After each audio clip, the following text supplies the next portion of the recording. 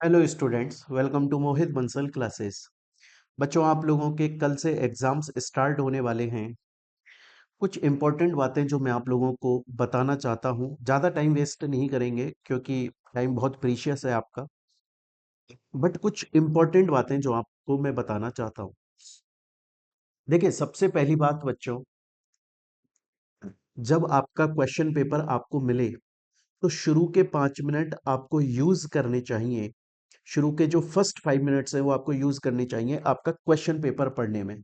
एक बार पूरा question paper आप 5 मिनट के अंदर अपनी आंखों के सामने से निकाल दो और उस वक्त हाथ में आप अपना पेन या पेंसिल लेके रखिएगा बेसिकली, ताकि जो भी क्वेश्चन आपको ये लगता है देखकर कि ये क्वेश्चन मेरे को परफेक्टली आता है, बहुत अच्छे से आता है, आप उसे मार्क कर लीजिए।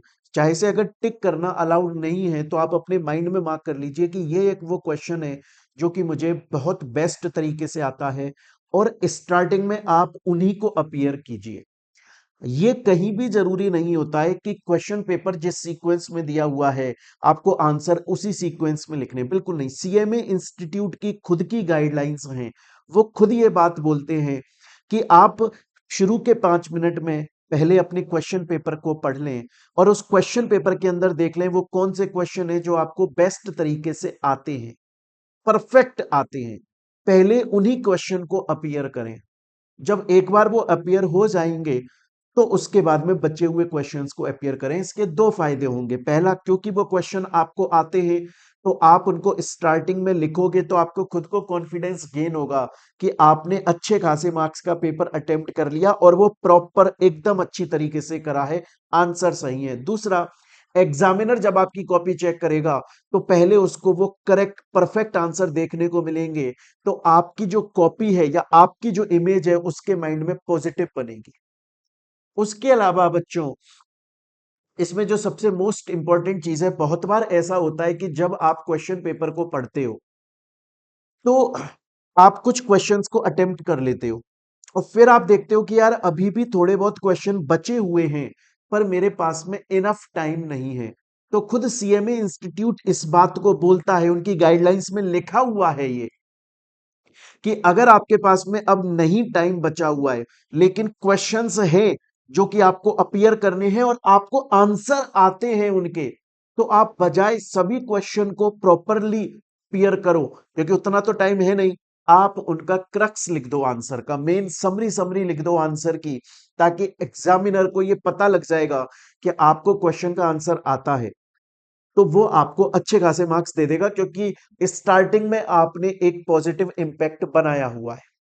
उसके अलावा बच्चों, आप अपने साथ में ब्लैक पेंसिल जरूर लेकर जाइएगा, पेंसिल जरूर लेकर जाइएगा ब्लैक वाली। और जब भी आप अपना आंसर लिखो ना, तो उसमें जो मेन चीज हो, मतलब आंसर के अंदर जो मेन सेंटेंस है कि एक्चुअल में यही इसका आंसर है, बाकी सब तो एक सपोर्ट देने के लिए थ्योरी लिखी हुई है मैंने, उसको हाईलाइट कर दीजिएगा। हाईलाइट करने में कोई दिक्कत नहीं है, पेंसिल से हाईलाइट कीजिएगा लेकिन आप। उसके अलावा बच्चों, बहुत बार ऐसा होता है कि हमारे पास में टाइम कम बचता है लेकिन आपको आंसर आते हैं, तो आप प्रॉपरली पूरा आंसर लिखें, उसकी बजाय आप चार्ट फॉर्म में आंसर लिखकर आ सकते हो, कोई दिक्कत वाली बात नहीं। अगर आपके माइंड में ये है कि मैं चार्ट फॉर्म में लिखकर आऊं तो मुझे कम मार्क्स मिलेंगे, ऐसा बिल्कुल भी नहीं है, आपको अच्छे खासे मार्क्स मिलेंगे अगर आप चार्ट फॉर्म के अंदर भी आंसर लिखकर आ रहे हैं। बच्चों, ये तो हो गई बहुत ही सिंपल सिंपल बातें, ये तो हो गई बड़ी सिंपल बातें। इंपॉर्टेंट बातें हैं कि जब आप एग्जाम पेपर को देखें तो सबसे पहले क्वेश्चन पूरा पढ़ें और आप माइंड में मार्क करें कौन से क्वेश्चन आपको आते हैं, पहले उन्हें अपीयर करें, बाद में बाकी के बचे हुए क्वेश्चंस को अपीयर करें। बट एक इंपॉर्टेंट चीज बच्चों, देखो, आप लोग ना पॉजिटिव रहिएगा। आप मेरी बात को बड़े ध्यान से सुनिएगा और समझने की कोशिश कीजिएगा। आप पॉजिटिव रहिए, और इस वक्त अगर आपको किसी से बात करने की जरूरत है तो आप खुद हैं। बच्चों, एग्जाम आपके नजदीक आ चुके हैं, कल से एग्जाम स्टार्ट हो रहा है। आपको एक तो अब बहुत ही ज्यादा काम रहना है, बहुत ही ज्यादा पॉजिटिव रहना है। आपको अगर सबसे ज्यादा बात करने की इस वक्त जरूरत है तो वो सिर्फ आप खुद से बात करने की जरूरत है। और एक बात जरूर याद रखिएगा, अगर जब भी आप एग्जाम पेपर को देखें ना, तो आप एक चीज हमेशा देख लेना, बैठते वक्त आपके माइंड में ये चीज रहनी चाहिए। जब भी आप एग्जाम पेपर को अटेम्प्ट कर रहे हो, आपके माइंड में ये चीज रहनी जरूरी है कि मैंने 6 महीने या 1 साल पढ़ाई करी है, और मैंने पढ़ाई करी है, टाइम बर्बाद नहीं करा है, मुझे सब कुछ आता है। अगर मैं एग्जाम देते वक्त मुझे ये फील हो कि मुझे उस क्वेश्चन का आंसर नहीं आता, तो ये गलत है।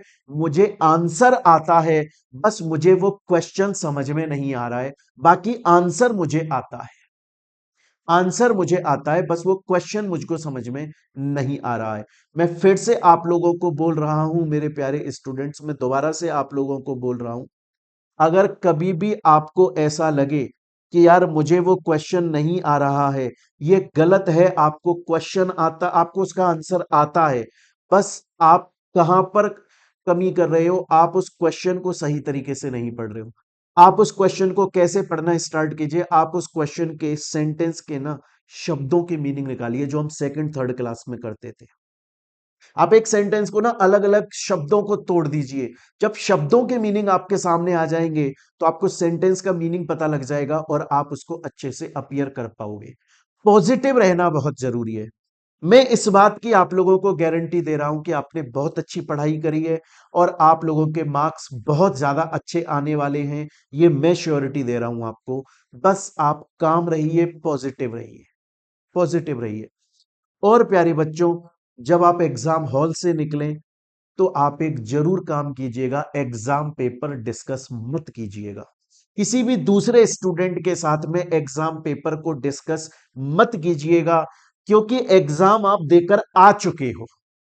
अब अगर वो एग्जाम आपका अच्छा हुआ, जो कि अच्छा ही होगा, अगर अच्छा हुआ तो बहुत अच्छी बात है। बाई चांस अनफॉर्चुनेटली अगर एग्जाम गलत भी हुआ है, तो अभी तक आपको वो पता नहीं है। आप दूसरे बच्चे के साथ में एग्जाम पेपर डिस्कस करोगे, आप नेगेटिव हो सकते हो, और आपके अदर जो एग्जाम्स हैं उनमें अफेक्ट आ सकता है। इसलिए प्यारे बच्चों, एग्जाम पेपर डिस्कस मत करना, बल्कि जब एग्जाम हॉल से निकलो, तब अपने चेहरे पे अपनी प्यारी सी स्माइल लेकर निकलिएगा, और मन में ये सोच के निकलिएगा कि मेरा कल का एग्जाम इससे भी ज्यादा बेहतर होगा, और पढ़ाई करनी है, मजा आएगा। इस चीज को लेकर चलिएगा प्यारे बच्चों।